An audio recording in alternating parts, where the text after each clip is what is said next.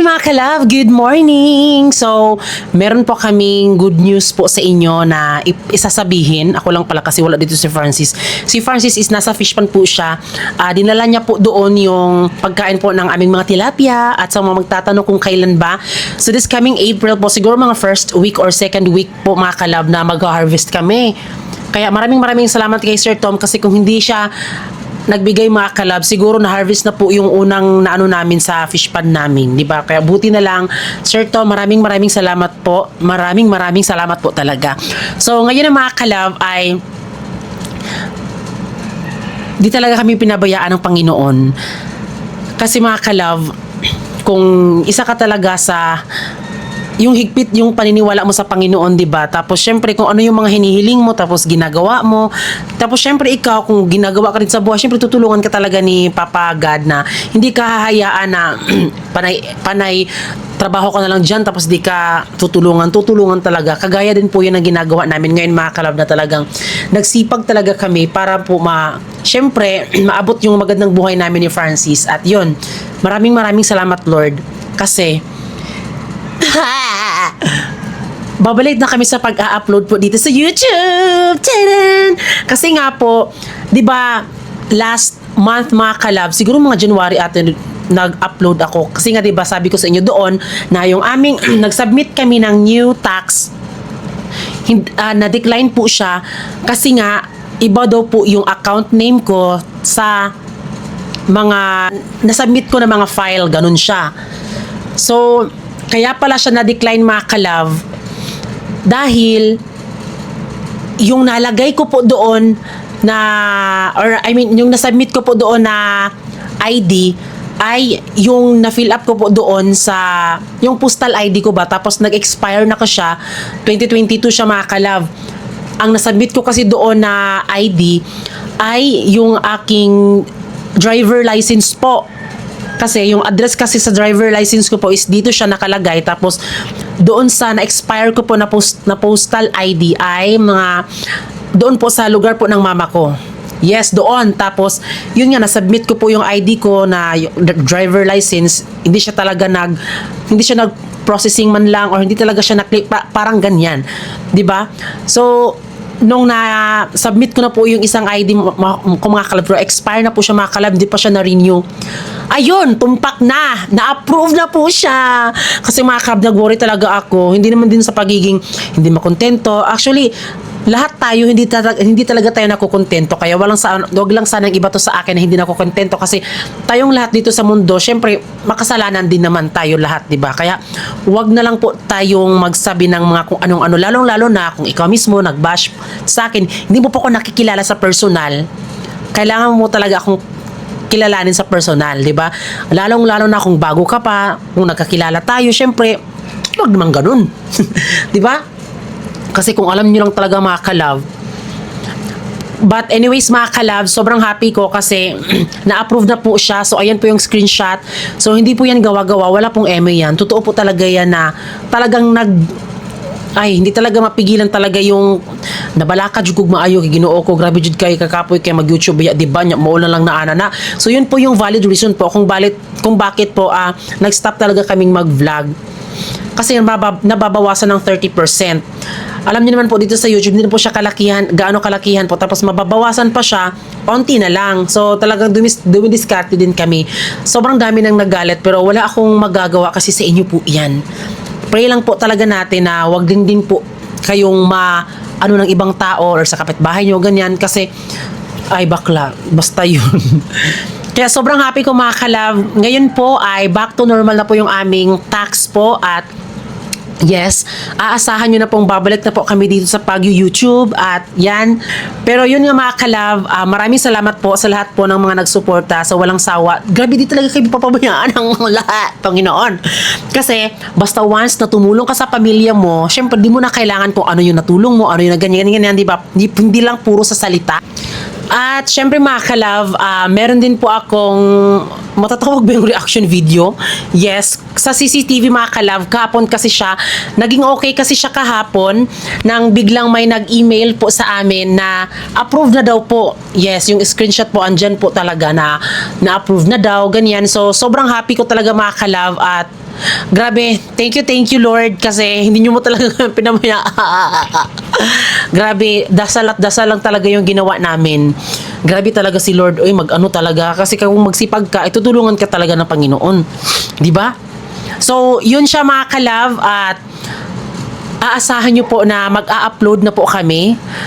Pero hindi ko sasabihin na talagang everyday ha. So may mga part din po na maglakab-lakab ba, 'di ba? So hindi siya talagang everyday na talaga, pero pagsisikapan ko na mag-a-upload din talaga. Kasi grabe sobrang dami pong nag-message sa amin, nag-comment doon sa Facebook namin na kung kailan ba daw Lucas, Puyo Lucas. Ang ingay ni Lucas. 'Yun. Grabe. Thank you talaga Lord, hindi po talaga kami pinabayaan. Siyempre, ang sakit po kapag iniwan po ang YouTube. 'Di ba kasi dito kami nagsimula. Kayo lang po ang nakakaalam kung ano po yung kung ano na po kami ngayon, noon at ngayon, kung may pinagbago ba ganyan. Sa Facebook kasi hindi kasi siya Lucas, Puyo! Puyo ha, Puyo! Gahe kay ka ha. Yun, kasi iba sa Facebook mga kalab, hindi ko feel pag nag-upload doon kasi kailangan mong mag-voice over, tapos nakakapagod mag-voice over, tapos meron po mga second voice po dito, mga manok ni Francis, oo, ganun. Kaya dito po, parang sa YouTube kasi, parang okay na kahit long video po, kahit maliit lang po yung nanood, at least nakikita nyo po, di ba? Tapos, sa Facebook kasi, parang onti lang nakakat-cut po yung, unti, pagpapagawa ng bahay namin, nakat-cut siya. Kasi, recommend po kasi ang mga 1 minute to 3 minutes po na video po, yun. Kaya, yun po yung nakakaano. Kaya sa mga bagong nag-vlog po dyan, tuloy lang po ang laban. Huwag pong anuhin nyo po. Kasi syempre, kami mga kalab, Ginoo ko, tumutulong lang din po kami sa mga gustong nag-vlog. Di ba, alam nyo naman po na meron kami natutulungan at bukal po sa puso po yung pagtutulong namin doon sa mga taong natulungan namin at walang pagsisisi. Kaya maraming salamat po talaga din po sa suporta nyo kasi nakabahagi din po kami. Kay Father Michael nga, di ba yung father na nag-house blessing sa amin dito, kapag nagkita talaga kami, ay, gito, ganyan, Franuli, ganyan.